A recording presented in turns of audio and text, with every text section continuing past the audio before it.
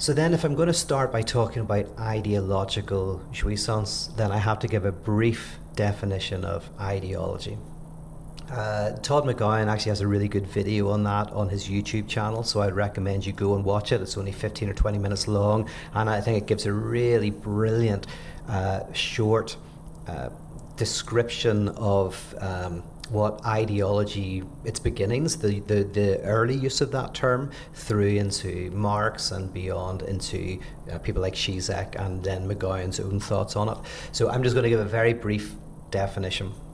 And you can say that ideology at its core always is a kind of takes a contingent historical way of looking at the world and renders it eternal, says that's the way things should be. So whether it's slavery or feudalism or capitalism or whatever it is, or some not just economic system, some political system or some religion, it says this is the truth. And this reflects human nature, or it reflects the will of God, or it reflects reason itself.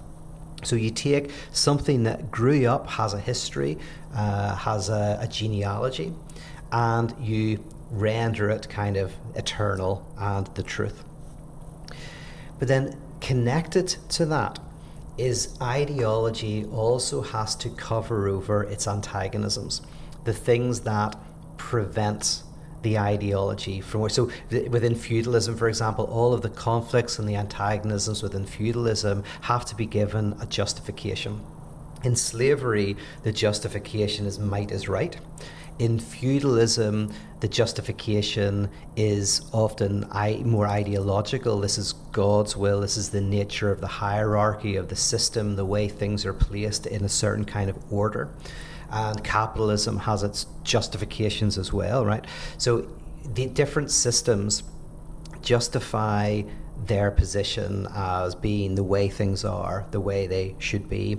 And all of the antagonisms that are generated within these systems have to be explained away as contingent problems that can be sorted out.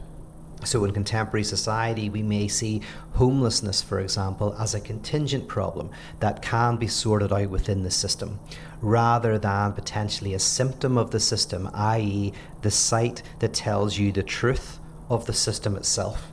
So it's like a cancer that can be cut out, rather than, as I say, a symptom that is the visible manifestation of a problem within the social body.